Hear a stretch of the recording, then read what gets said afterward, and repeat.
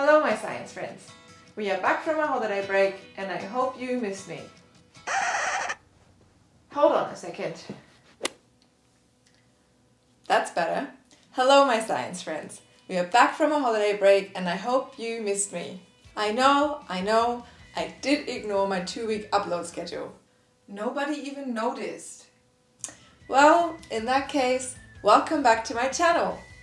This is a very special episode as it marks the 1-year anniversary of my channel and my endeavor to spread science. And because I was so glad to be back in Australia, this episode is a little homage to this wondrous country. Now, I hope that you are all eagerly following me on the socials, as over the past weeks, I gave you some hints and teasers about what exactly this episode is about. It is about the winner of a recent Twitter poll that I put up when curating the Real Scientist Nano account. You guessed it! Wombats! If they're watching this video, they saw the title. Yeah, true. Anyway, let's grab a cup of coffee and spread some love for Australian wildlife.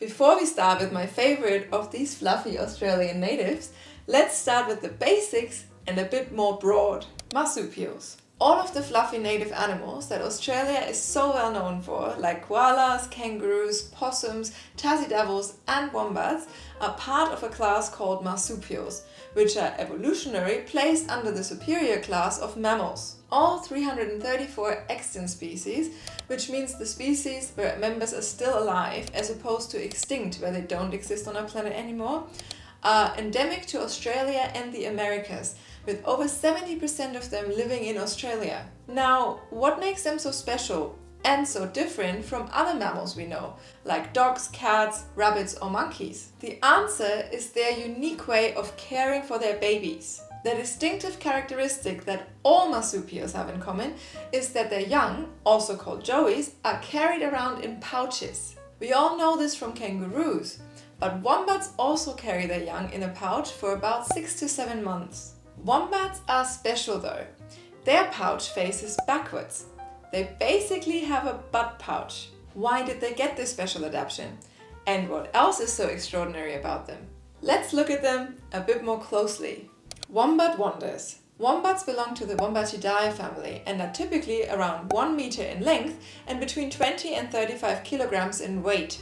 The word wombat comes from a nearly extinct indigenous language spoken by the Darug people who originally inhabited the Sydney area. There are only 3 species of wombats left, and all of them are endemic to Australia. These are the common wombat, also called coursed hare or bare-nosed wombat. It is widespread in the southern and eastern parts of Australia, including Tasmania. Unfortunately, the numbers of this cuddly fella are on the decline in Victoria and South Australia. The southern hairy-nosed wombat. Their habitat ranges through Western Australia, the southern parts of South Australia and southwest New South Wales. These little cuties were listed as near threatened in 2016, as their bundles of population are often isolated and may be non-viable. The northern hairy-nosed wombat. This species was once spread across Victoria, New South Wales and Queensland, but can now only be found in a 3 square kilometre range of the Epping Forest National Park up in Queensland. Sadly,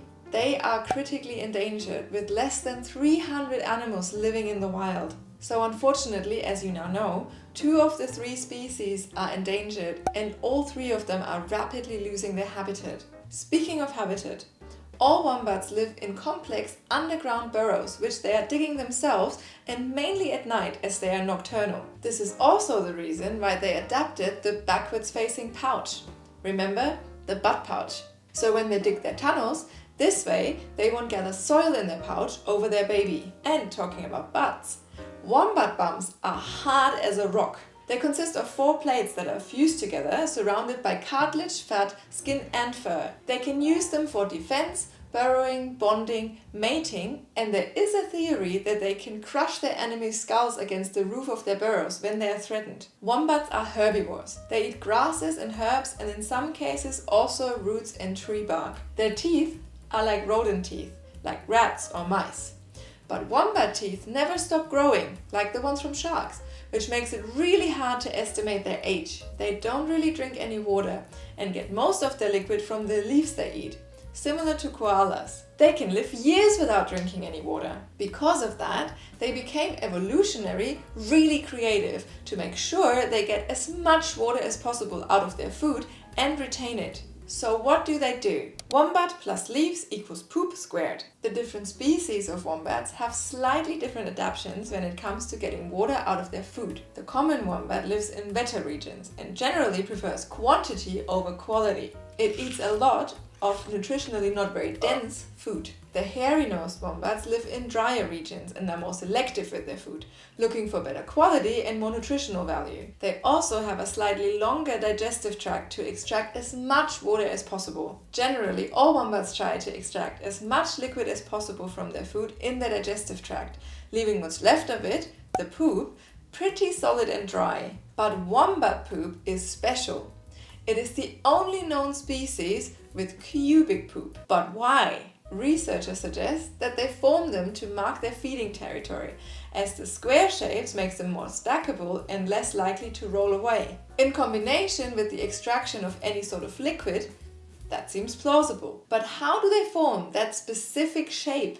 Many early hypotheses suggested a specific shape of their intestine, but extensive research showed that their colon is round, just like any other mammals. So how can they form cubes? This was recently discovered by a group from the United States. They even won the Ig Nobel Prize in 2019 for this discovery. So what did they find? It turns out wombat intestines have stretchier and stiffer parts, not along, but around the circumference of the intestine wall. The more elastic parts form two groups opposite to each other. When the wombat now squeezes its poop along, the soft and stiff parts contract at different rates and shape the corners of the cubes. The problem about the mystery of why they poop cubic poo is the sample size. Wombats are not the only Australian animal living in dry environments. Almost all Australian marsupials share this property, but wombats are the only cubic pooper we know of.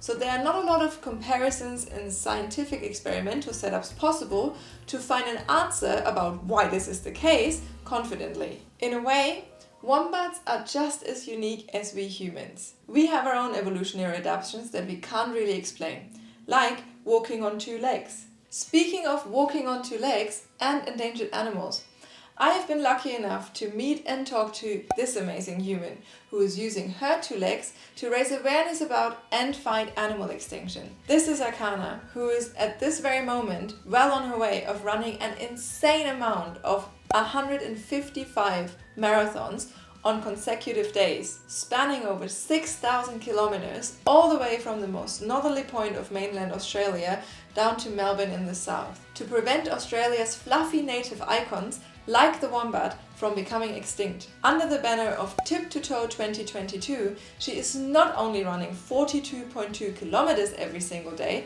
but also visiting communities and schools to spread the message that extinction is a choice, and one that we can influence. Her goal is to raise $10 per kilometer, which will go almost entirely to the Wilderness Society as the support to preserve parks and ecosystems that are home to all the native Australian animals. And you can help her. I will link her GoFundMe page in the description box below. If you can spare a few dollars, this is a great cause to donate them to. And if you can't spare the money, but like this video, give me a big thumbs up, because I will be counting those likes and will be donating an according amount to support Akana in her Guinness World Record breaking adventure. If you would like to follow her on Strava or Instagram to see where and what she's up to, and where you can meet her on the track, to throw her an orange slice as a refresher, you can find her here and through the links in the description box below. While researching for this video, I found the random fact that most Australians have never seen a wombat in the wild. That is wild. So I am asking you, have you seen a wombat in the wild before? Leave me a comment down below about your wild wombat encounters. Don't forget to like this video and check out Akana's route down south. I'll see you in the next video. Stay sciencey.